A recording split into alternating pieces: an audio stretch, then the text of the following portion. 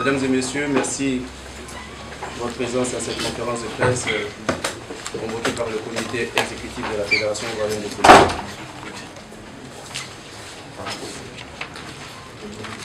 Nous avons choisi de vous inviter à cette rencontre du jour compte tenu de l'actualité pour aborder quelques questions relatives à la participation de notre équipe nationale à la prochaine CAN 2015 en Guinée équatoriale. Monsieur les journalistes, je dois avouer que nous sommes un peu gênés parce que nous aurions voulu faire l'économie de cette conférence de presse, d'autant que ma petite expérience me donne ma 6e CAN très bientôt et jamais nous n'avons été appelés à communiquer autant sur ce qu'il convient d'appeler l'affaire du financement des sélections nationales. Tout simplement parce que nous avons chaque fois traité ces dossiers en interne, parce que tout ce qui touche à l'argent en Afrique est source de passion et beaucoup d'émotion, parce que tout simplement, tout ce qui est projet n'est pas définitif et fait l'objet de discussions avant d'être adopté, avant que cela se traduise en décision qui doit être exécutée sur le terrain. Mais nous sommes obligés d'éclairer les uns et les autres parce que malheureusement, depuis bientôt 2 ans, certains documents administratifs de la Fédération se trouvent sur la place publique et commentés dans les journaux. Sur la forme, nous sommes quelque peu gênés, et même très gênés. Et c'est pour cela que nous sommes obligés d'intervenir aujourd'hui, parce que vous le savez autant que moi, des journaux se sont fait le coup de financement de l'équipe nationale pour la prochaine Coupe d'Afrique des Nations. Et cela a amené plusieurs personnes à se prononcer sur cette affaire, sur les réseaux sociaux, dans la presse même locale et la presse internationale, avec des commentaires de tout genre. Et certains commentaires qui présentent les dirigeants fédéraux comme des irresponsables, comme des personnes sans scrupules, à la limite des escrocs, et je dirais même que nous apparaissons aux yeux de bon nombre de personnes sur la base des informations qui ont été discutées ici et là, comme des voleurs. Nous sommes présentés comme des coupeurs de bourse. Et on arrive même à pousser la population à la révolte en donnant des chiffres sous le fallacieux prétexte de transparence.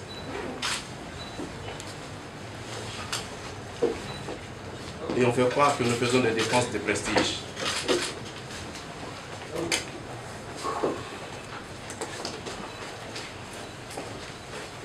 Des fois, des gens se posent des questions. Pourquoi la CAN est plus chère que la Coupe du Monde en termes de financement de l'État?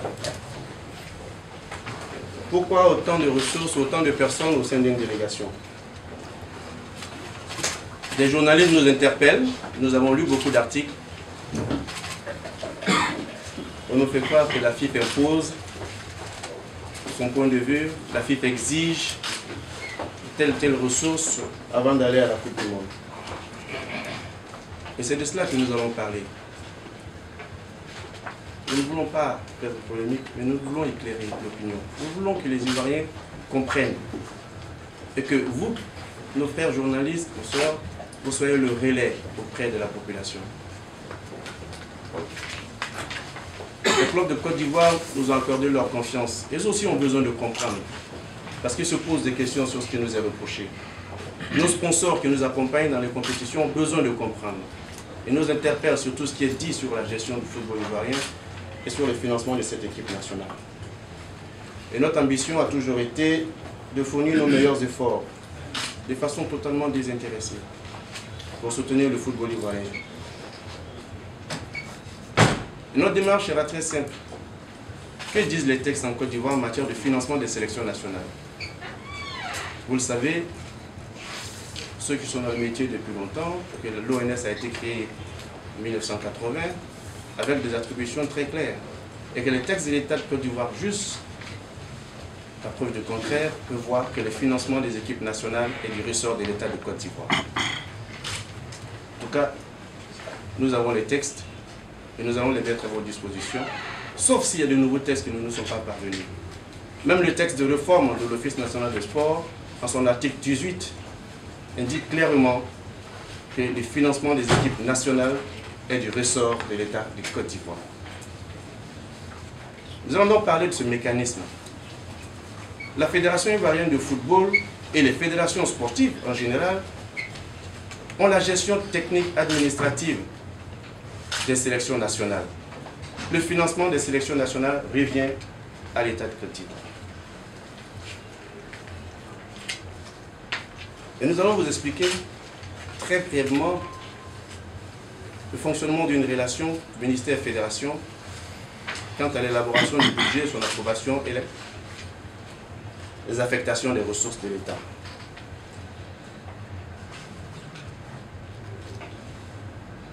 D'abord, la gestion d'une sélection nationale qui est du ressort de la fédération. Les fédérations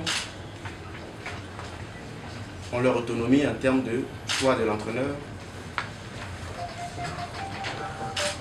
Les fédérations, en tout cas en ce qui nous concerne, ont leur autonomie en termes d'administration de la sélection.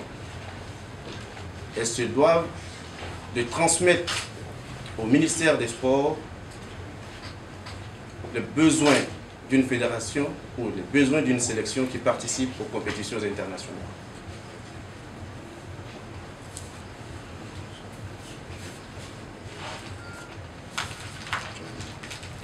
Quand vous avez une équipe nationale de la qualité de celle que nous avons avec les joueurs que nous avons, depuis 2002, nous avons essayé d'apporter une touche nouvelle. C'est-à-dire permettre aux joueurs qui viennent de l'étranger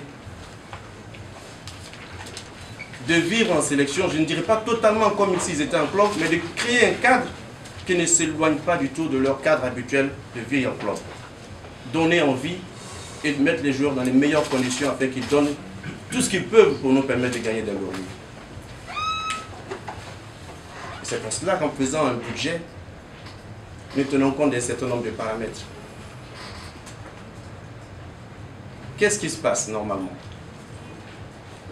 Quand un entraîneur nous met à disposition son programme, sur la base de son programme de préparation qui nous est mis à disposition, qui prévoit des matchs amicaux, qui prévoit une liste de joueurs et qui prévoit une délégation en termes de personnes chargées de gérer l'équipe ou de l'accompagner dans sa mission, aussi bien au plan technique, médical et administratif. Sur la base de tous ces éléments, nous présentons un budget. Mais c'est quoi un budget? Ce sont des prévisions de dépenses. Expliquer aux Ivoiriens que le budget n'est pas une exigence de la Fédération ivoirienne de football. Le budget, c'est une prévision de dépenses sur la base du programme qui a été arrêté. Nous disons, nous allons à cette CAN avec l'ambition de la remporter, même si nous sommes une équipe en train d'être construite. Mais les éléphants s'en vont avec une réelle envie, l'entraîneur a une réelle envie de faire un bon résultat. Donc voici les moyens que nous souhaitons mettre à la disposition de la sélection nationale pour qu'elle remporte le trophée. Et cela se traduit en chiffres par un budget, ce sont des prévisions qui partent de la préparation de l'équipe, des étapes préparation de l'équipe et participation à la compétition.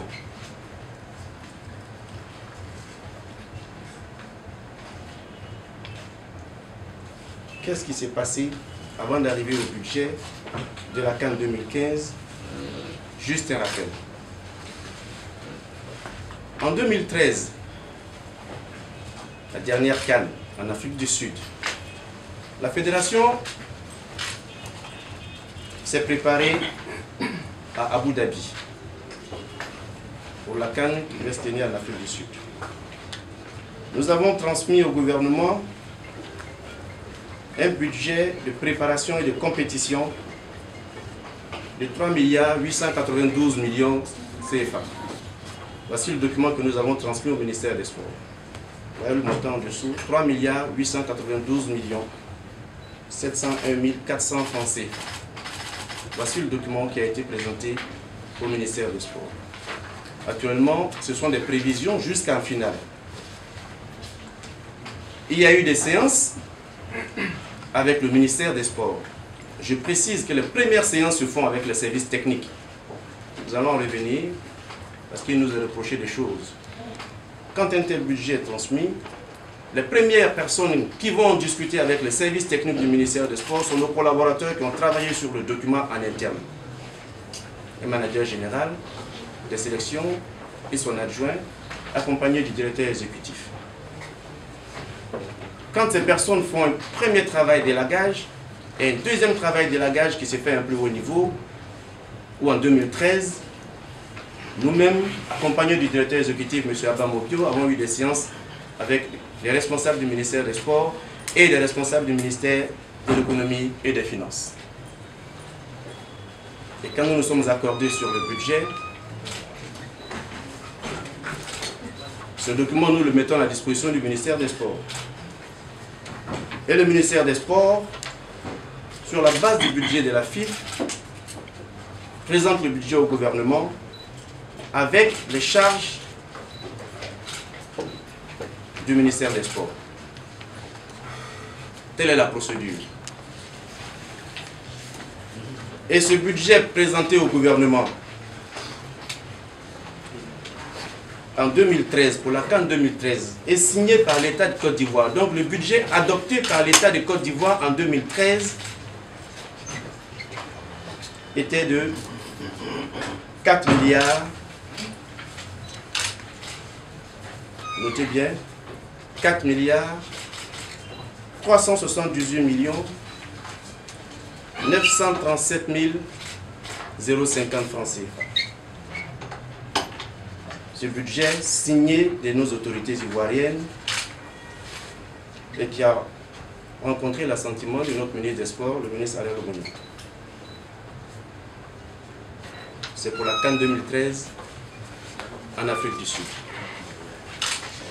Mais il faut savoir que sur ce budget de 4 milliards 378 millions, la part qui était réservée à la Fédération ivoirienne pour la gestion de l'équipe nationale jusqu'à la finale était de 3 milliards 686 millions. Ça veut dire que nous avons transmis au ministère un budget de 3 milliards 8 et l'État de Côte d'Ivoire a consenti à nous accorder 3 milliards 686 millions. C'est ce budget qui prévoyait 63 personnes de la FIF et 463 personnes au ministère, mais il faut que je précise qu'il y avait des supporters ivoiriens qui étaient pris en charge en Afrique du Sud, 400 personnes qui devaient être prises en charge en Afrique du Sud. Il y avait 50 supporters, je crois, du comité d'animation et il y avait 11 membres du ministère des Sports. Et la part, si vous faites les calculs entre ce que nous avons obtenu, 3 milliards 6, et la part qui revenait au ministère des Sports était de 700 millions sur ce budget. Combien? Faites les calculs.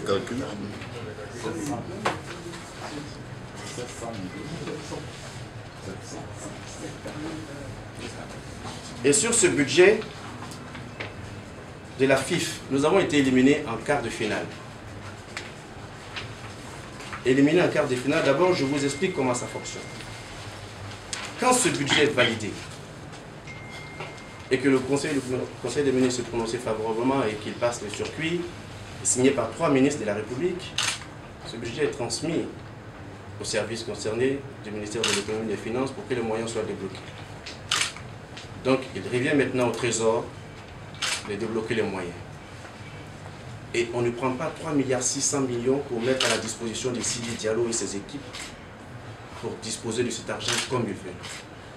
La procédure veut que ces fonds soient mis à la disposition de celui qu'on appelle le régisseur des compétitions internationales, qui est un agent du ministère de l'économie et des finances.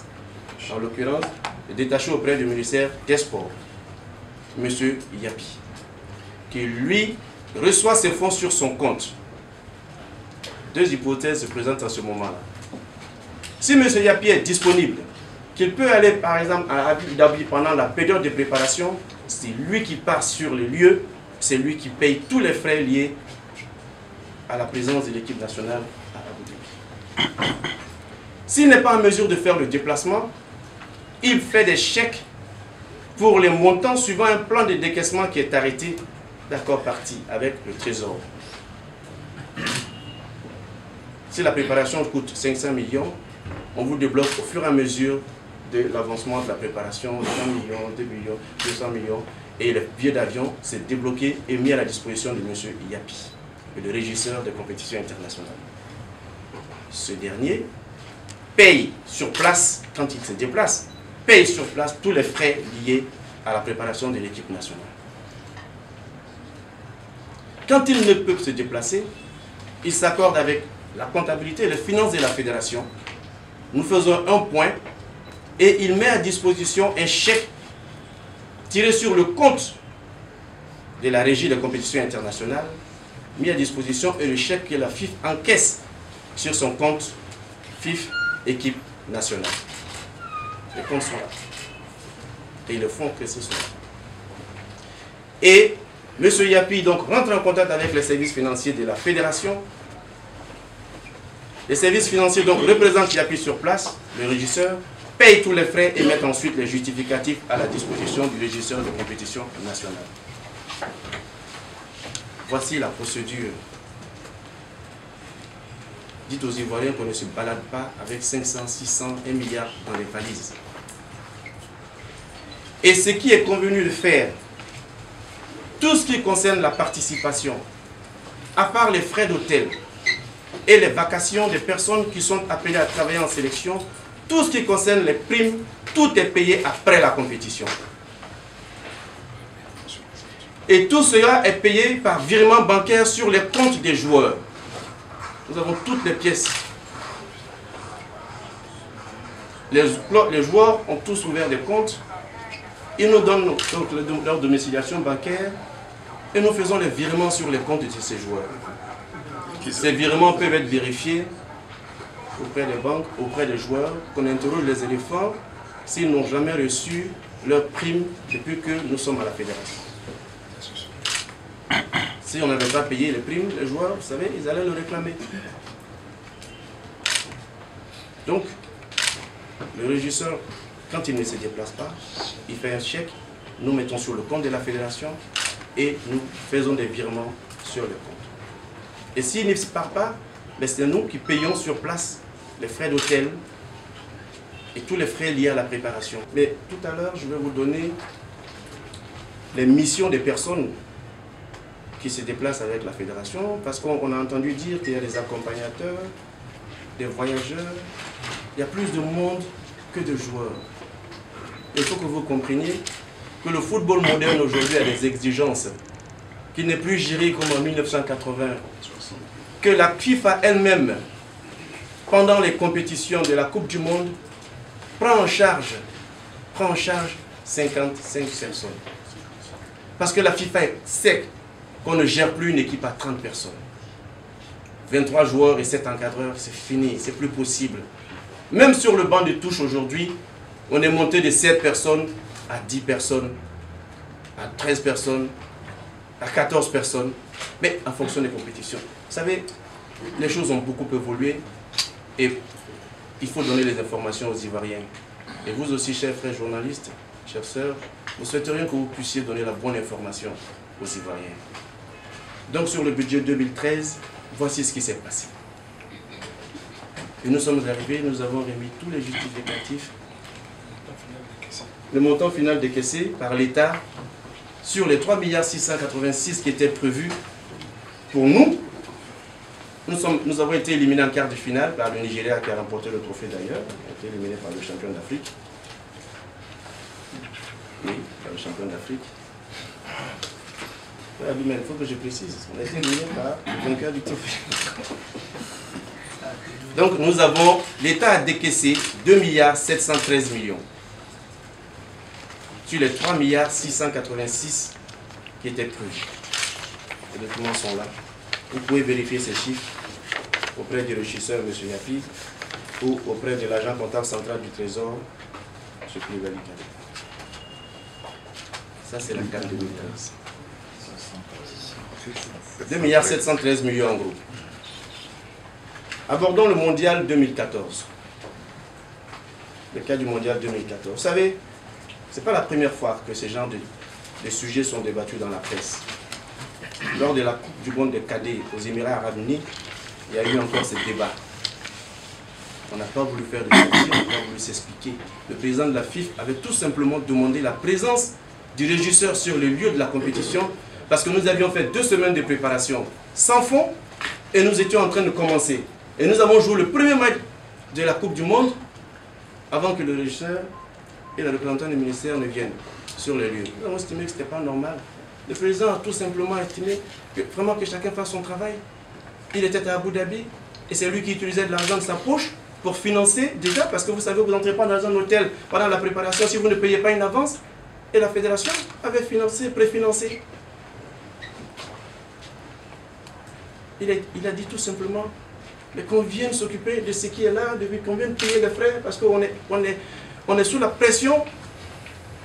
Et les gens qui travaillent pour la sélection, ils n'ont pas leur rémunération, ils n'ont pas leurs frais journaliers, ils n'ont rien. Et ça a été mal pris. Et vous avez bien suivi aussi l'épisode de la CAN et du Mondial 2014.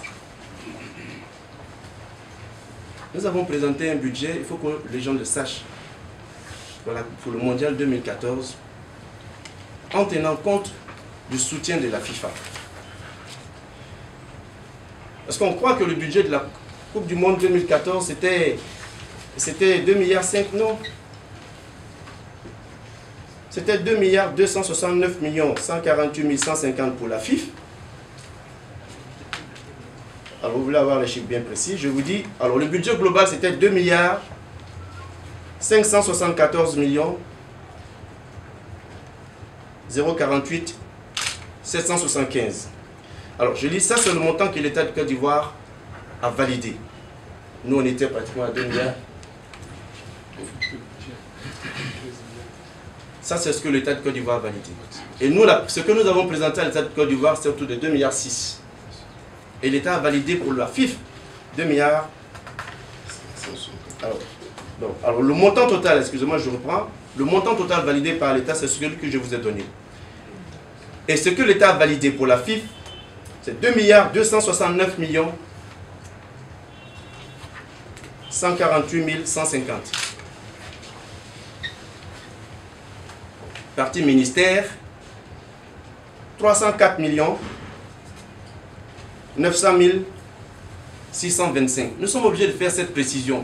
Parce que quand on dit que la Coupe du Monde a coûté à l'État de Côte d'Ivoire 2,574 milliards, on peut penser que ces 2,574 milliards ont été totalement mis à la disposition de la fédération. Ça, c'était le budget validé. C'est ça. Mais le budget d'une Coupe du Monde, si vous partez de la préparation jusqu'à la finale, ce que nous avons fait, nous étions autour de 13 milliards, parce que ce montant comprenait les primes que nous avions payées jusqu'à la finale, jusqu'à ce que les éléphants remportent le trophée. Donc ce sont des estimations de la FIFA. Nous n'avons pas présenté cela à l'État. Ce que nous avons fait avant de présenter ce budget, nous avons écrit une note qui a été adressée au ministère des Sports, dans laquelle nous avons précisé que la FIFA prenait en charge la préparation de l'équipe nationale à hauteur de 1 500 000 $. Nous ne ferons pas supporter cela par l'État de Côte d'Ivoire. Nous avons fait une note explicative avant qui accompagnait le budget. La FIFA prenait en charge toute la préparation et l'État n'a pas déboursé 1 franc pour la préparation de l'équipe nationale de Côte d'Ivoire à Dallas, aux États-Unis. Donc ça soit très clair. Et nous avons également dit à l'État que nous prenons en charge toutes les primes de victoire. Parce que nos accords avec les joueurs, c'est que chaque match gagné fait l'objet de paiement d'une prime. Même les matchs amicaux. Le joueur s'est dépensé, il a fait un résultat. Eh bien, vous lui payez quelque chose. Et donc nous avons pris en charge les primes de match. Sur les 2 milliards qui considère donc le financement de notre équipe nationale, 2,2 milliards, nous avons reçu 2,1 milliards de francs CFA sur la Coupe du Monde. Mais il faut préciser que quand on donne ces montants, il faut préciser à quoi ça servit. Sur ces 2,1 milliards, il y a pratiquement 1,7 milliard de primes. Nous avons payé, vous le savez, une prime de sélection aux joueurs qui ont été retenus pour cette compétition. Et la prime de sélection était de 1,150 milliard. Nous avons payé également la prime de qualification qui était de 388 millions.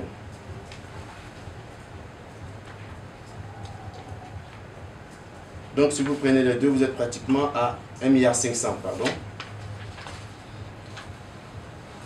Il y a eu 200 millions sur le forfait transport que l'État nous a mis à disposition parce que la FIFA prend en charge une partie. Donc 200 millions pour le transport aérien. Donc si vous faites le point, vous êtes à 1,7 milliard.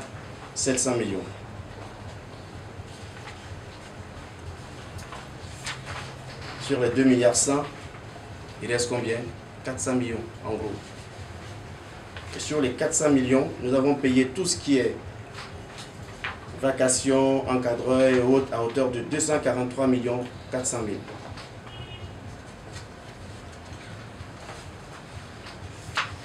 Donc, si vous prenez tous ces fonds, vous verrez que l'administration de la FIF n'a tourné qu'avec maximum 200 millions sur les 2,2 milliards ou les 2,1 milliards qui ont été annoncés. Tout a été dépensé dans les différentes rubriques approuvées par l'État de Côte d'Ivoire. Tous les justificatifs sont là et ont été mis à disposition. Ça, c'est la Coupe du Monde. Mais on parle de délégation. Quand vous prenez cette fiche pour la Coupe du Monde, le ministère des Sports comptait 4 personnes pour 304 millions.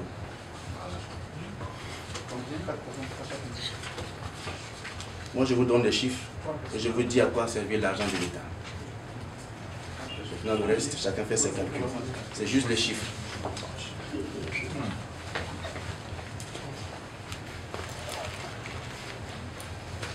Ça, c'est le mondial 2. Donc, 2,269 milliards validés pour la FIF et 304 millions pour le ministère des Sports. Alors, pour 4 personnes. Voilà, sur les 2,574 milliards qu'on a annoncé, le budget de la Coupe du Monde 2014. Donc, il faut que les Ivoiriens sachent à quoi servir l'argent. C'est ce qu'on nous dit tous les jours.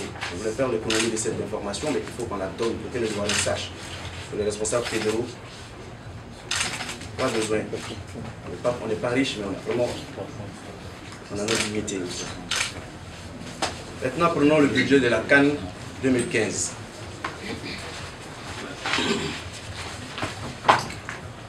Sur le budget de la CAN 2015, d'abord, prenons la délégation. On a lu quelque part qu'il y a 53 accompagnateurs, des voyageurs, des gens qui n'ont rien à faire à cette compétition. Mais je disais tantôt que la FIFA elle-même sait qu'une équipe nationale se gère plus à 30 personnes. Elle prend en charge pratiquement 55 personnes.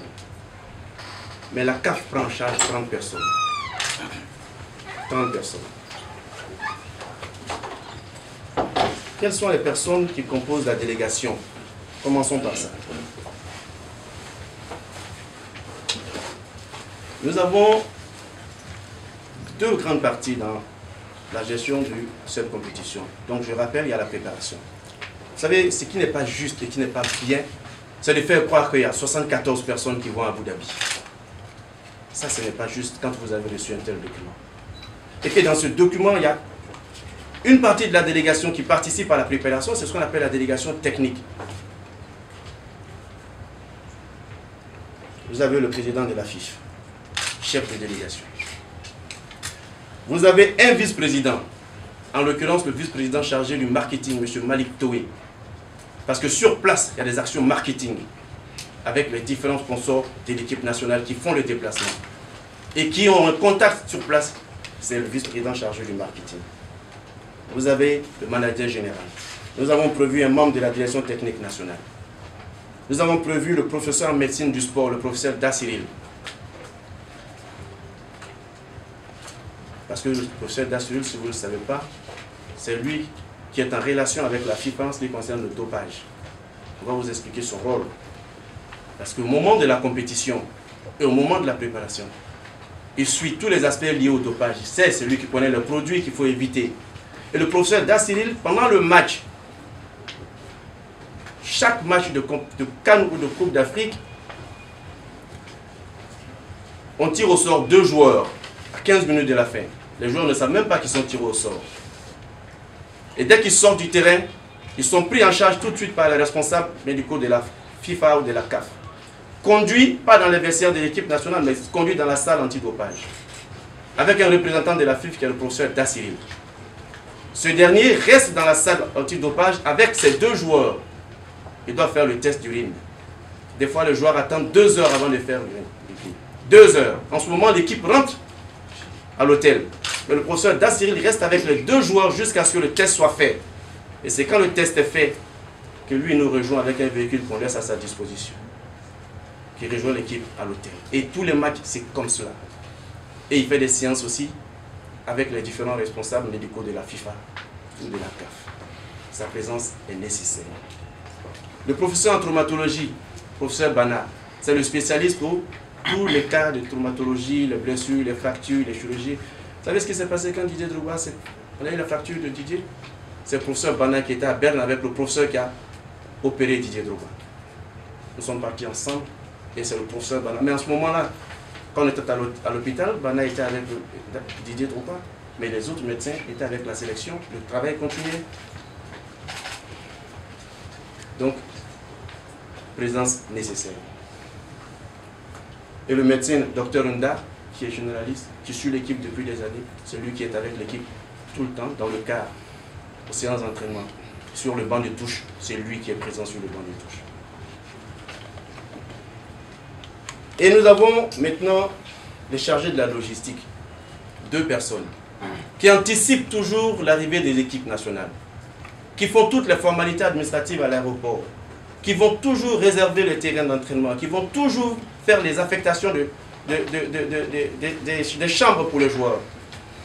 Et ce sont eux qui sont en relation avec le département logistique ou la commission logistique de la FIFA ou de la CAF, approvisionnement en carburant, en relation avec les chauffeurs qui sont mis à notre disposition. 2 personnes. Une personne reste avec l'équipe et une personne dévance l'équipe avant qu'on arrive. Quand on arrive à l'aéroport, toutes les dispositions sont prises.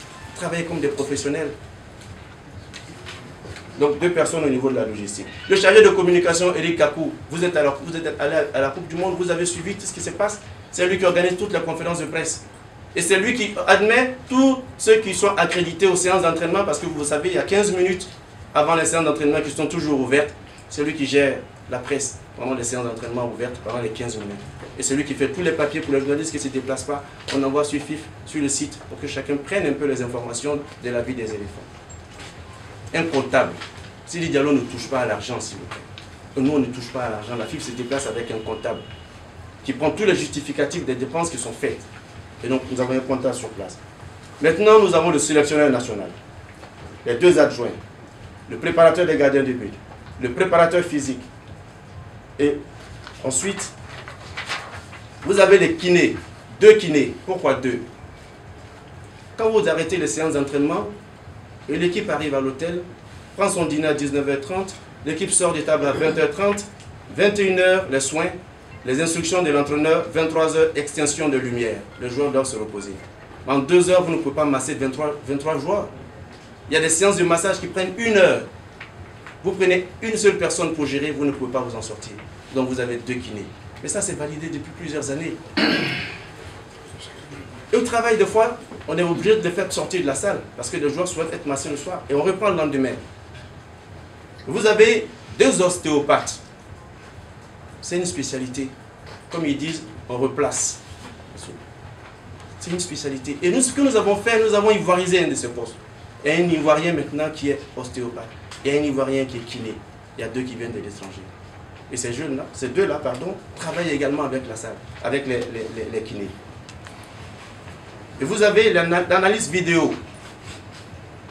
Avant l'analyse vidéo, on a un cadreur qui fait toutes les prises de vue de toutes les séances d'entraînement qui sont repassées après avec l'entraîneur qui fait des séances vidéo. Et les séances vidéo et celui qui travaille sur le montage, c'est ce qu'on appelle l'analyse vidéo, qui est un technicien, qui dissèque tous les matchs et qui dissèque toutes les séances d'entraînement.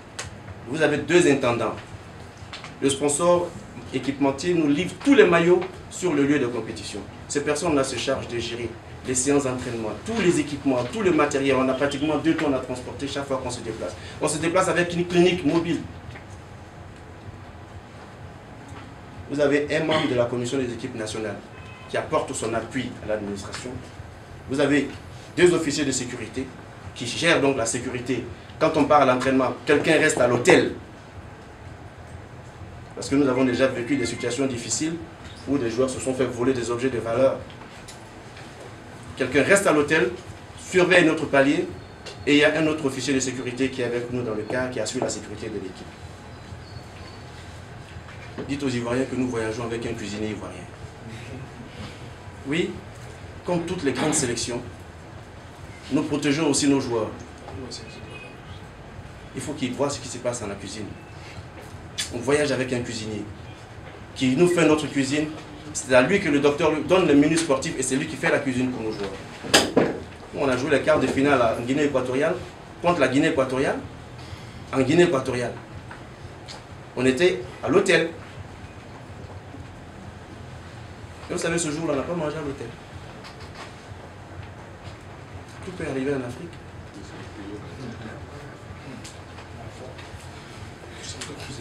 Sans accuser nos frères, hein. Mais vous savez, il y a beaucoup de choses qui peuvent arriver. Et on a 26 joueurs qui sont prévus. Quand vous prenez cette liste, ça fait 54 personnes. On fait croire aux Ivoiriens qu'on va à Abu Dhabi avec 74 personnes. C'est faux. C'est faux. C'est archi faux. Est-ce que dans cette liste que je viens de communiquer, il y a des touristes? Non. On va faire croire aux Ivoiriens qu'on envoie nos parents, nos frères, nos enfants. Là, vous avez vu quelqu'un qui n'a rien à voir avec l'équipe nationale. On a donné les postes et on a donné les attributions des postes. Chacun a une mission précise. Donc, c'était important que vous le sachiez. Autre point qui est important ici de préciser.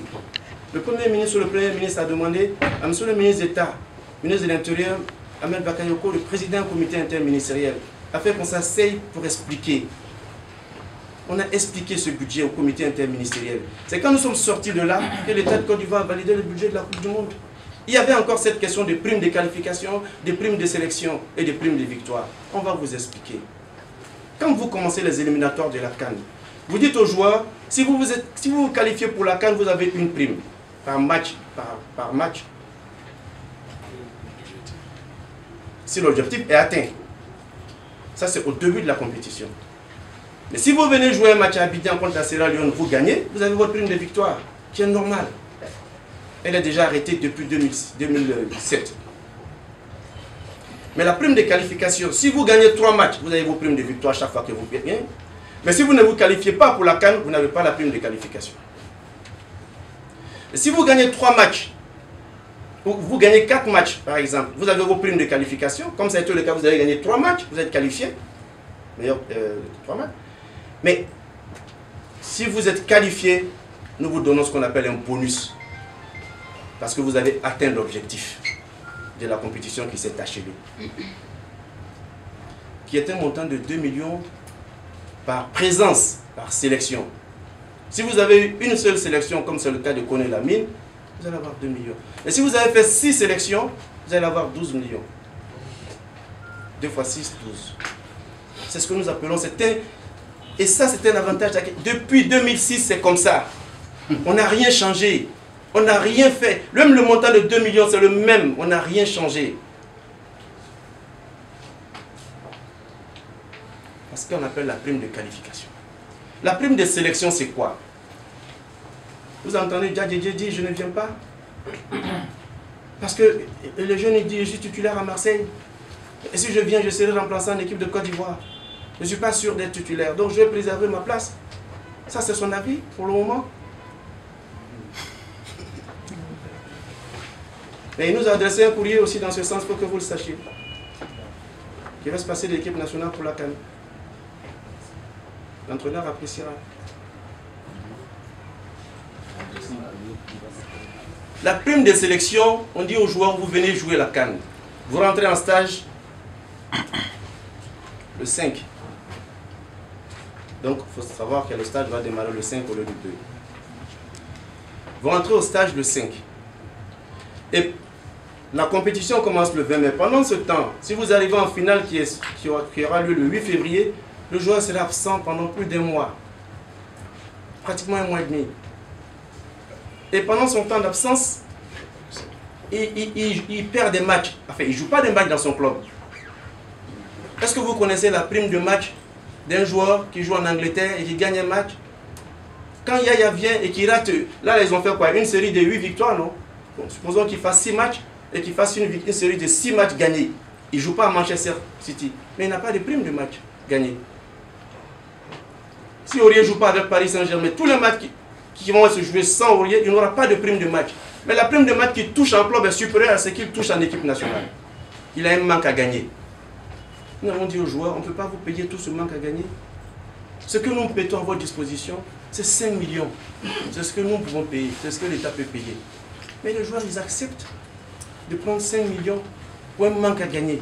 Parce qu'ils sont absents pendant 45 jours, ils perdent de l'argent. Qu'est-ce qu'on a inventé? Mais ça a toujours existé. Depuis la CAN 2006, ça a toujours existé, la prime de sélection. On n'a rien inventé. Le montant n'a pas changé. Demandez aux joueurs qui sont en sélection depuis, ils vous diront c'est le même montant. Donc ça c'est la prime de sélection. Mais vous savez le risque que prend un joueur en sélection. Je vous ai donné un exemple le 20 mai 2014 de Cristal quand j'ai fait une conférence. J'ai demandé dans la salle si vous connaissez Lionel Barr. Ceux qui sont les plus anciens connaissent Lionel Barr. Ce garçon qui joue à Guingamp avec Didier et Blaise Kouassi.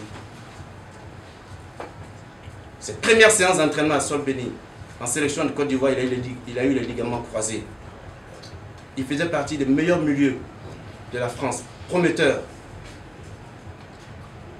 À l'époque, j'ai été chargé d'aller le voir en club. Je suis allé à Guingamp. Je peux vous dire que les dirigeants n'ont même pas voulu me recevoir. J'ai forcé, j'ai rencontré l'entraîneur. Je peux vous dire que je suis parti de Guingamp très marqué par la situation de ce joueur. Il était blessé, il avait perdu sa place en club. Bien que soigné, il est revenu, il a tenu comme un Tanguy et Lionel Barr. Il est sorti des rangs. Ses camarades jouent encore, Lionel Barr a disparu de la circulation. Vous savez que Mas Gradel a pris des ligaments ici en Côte d'Ivoire et que quand Mas Gradel est arrivé à Saint-Étienne, il a perdu sa place. 6 mois, et même quand il est revenu, il n'était plus titulaire. Il était même sur la liste des départs. Vous savez ce qui s'est passé entre Gervinho et Arsenal? Dans la même situation en 2013. Il était convoqué à la sélection. Il devait jouer des matchs de coupe. Il dit je reprends la convocation. Il a été mis sur le banc pendant 3 matchs, même avant le début de la préparation. Et quand il est revenu, ça s'est mal passé pour lui, il est parti d'Arsenal. Vous voyez, ces joueurs prennent des risques aussi. Il faut que les Ivoiriens comprennent que quand ils viennent défendre les couleurs de leur pays, mais en même temps, ils mettent en péril leur carrière. Et pour 5 millions de francs qu'on donne pour une prime de sélection, pour ce qu'ils perdent, ils peuvent perdre entre 20 et 30 millions sur un mois. Minimum. Alors, prenons le budget, on parle de remboursement. Quand le joueur est convoqué en sélection, et qu'il doit venir au lieu de regroupement, mais il paye. On lui dit c'est pas la peine, on ne va pas vous envoyer des billets, vous payez votre billet et quand vous arrivez en sélection, on vous rembourse. C'est tout. Ça tourne entre 10 millions et 15 millions. Quand le joueur arrive, il nous donne ses justificatifs et on lui paye.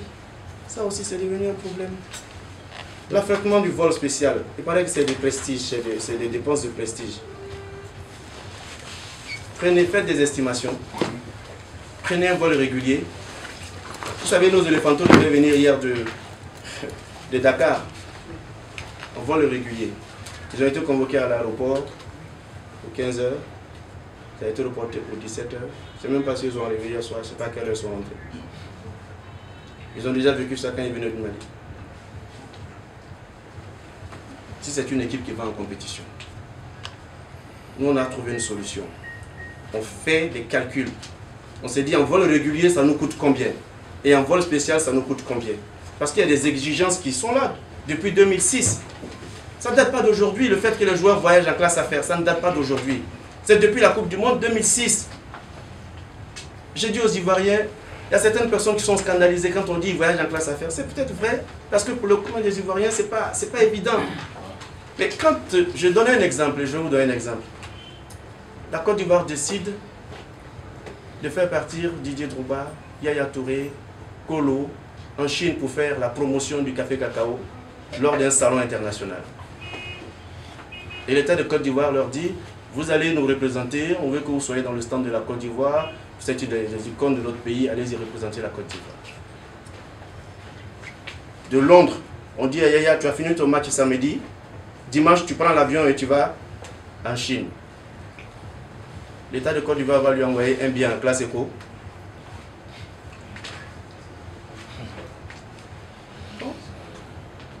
Soyez réaliste. Est-ce qu'on va lui envoyer un billet en classe éco? Pas possible. Mais ce sont les avantages que les joueurs ont depuis 2006, depuis le mondial 2006, qu'on renouvelle. Donc nous, pour éviter tout cela, on fait des affrètements. Un, on gagne en temps au niveau des tracasseries aéroportuaires. Deux, on gagne en temps de récupération. Donc quand le joueur sort de son match, il se repose un peu plus dans un minimum de confort de voyage. Et puis trois, il y a une capacité d'être ensemble durant tout le voyage, de se déplacer, d'échanger et de travailler le monde. Et le retour en club est rapide, parce qu'ils ont des exigences aujourd'hui. Vous savez, les textes de la CAF, de la FIFA ont changé. Vous voyez comment on joue les éliminatoires maintenant? Avant, on avait 2 semaines, 14 jours pour faire 2 matchs. Maintenant, la règle, c'est 9 jours. 9 jours. Vous avez vu les derniers matchs éliminatoires? Beaucoup de pays ont pris des vols spéciaux, vous le savez. Vous le savez? Presque tous les pays, Tunisie, Sénégal, tout le monde s'est déplacé pratiquement en vol. Togo a exigé, tout le monde a commencé à voyager en vol spécial. Pour nous, c'était du luxe, mais ils ont tous compris la nécessité de se déplacer en vol spécial. Mais nous, on fait tout simplement un calcul. On se rend compte que la différence de prix, des fois, c'est 2 millions. Des fois, même, en vol régulier, c'est plus cher. Si vous mettez tout le monde en classe affaires. Mais l'avantage avec le vol spécial, il n'y a plus une affaire de classe affaires. Vous êtes entre vous, les joueurs ont suffisamment de place, ils s'asseyent, ils acceptent. Parce qu'ils sont entre eux. Ensuite, nous profitons des bagages. Parce que nous n'avons plus d'excédent de bagages à payer. Donc si vous prenez le coût de l'excédent de bagages et tout cela, c'est avantageux pour nous. Ce n'est pas du luxe.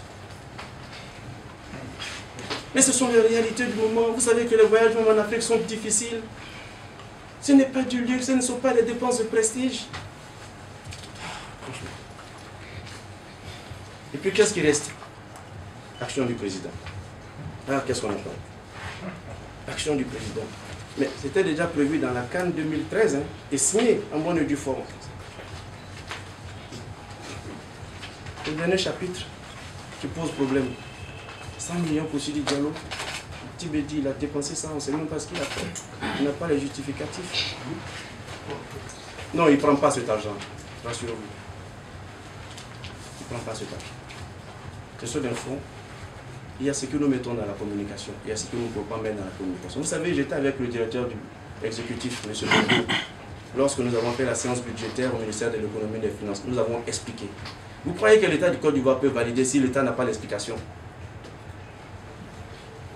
Vous étiez à Malabo avec nous lors de la CAN 2012. Dans la communication, est-ce que vous avez mentionné, nous avons mentionné qu'on prenait en charge les anciens footballeurs Sénégal 92? Ce n'est pas dans la communication, mais ils étaient pris en charge. Tous les entraîneurs qui sont venus, qu'on a pris en charge, est-ce que c'était mentionné? Tous les arbitres qui sont venus à la CAN, est-ce que c'était mentionné dans la communication? Ce n'était pas mentionné dans la communication. Et toutes les personnes qui rendent des services au football ivoirien, quand nous, les communications ne sont pas débloquées, qu'on va avoir un banquier qui nous fait une avance de trésorerie, il y en a qui on a même invité à Casa lors du dernier match de qualification. Quand vous avez un agent dans un service de douane d'ici, c'est là qui vous facilite certaines opérations, quand vous avez certaines personnes qui vous facilitent certaines opérations dans l'administration, qui accélèrent vos dossiers, qui avancent, mais ce sont des gestes.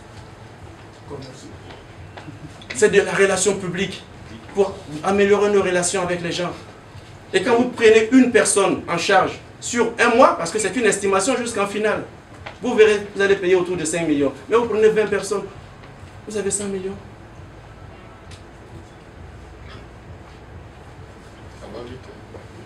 Ça va vite, hein? Et il ne touche pas à cet argent. Cet argent est à la disposition. Et l'État ne débloque pas ça comme ça. On le débloque au fur et à mesure qu'on avance dans la compétition. Ça se débloque au fur et à mesure qu'on avance. Préparation, et puis il y a des relations publiques. Vous arrivez par exemple aux Émirats, à Abu Dhabi. On a même invité les anciens ministres, vous le savez. On a invité les anciens présidents de fédération, vous le savez. Mais ceux-là, ils n'apparaissent pas dans la communication. Vous n'allez pas les loger dans un petit hôtel, dans un coin perdu.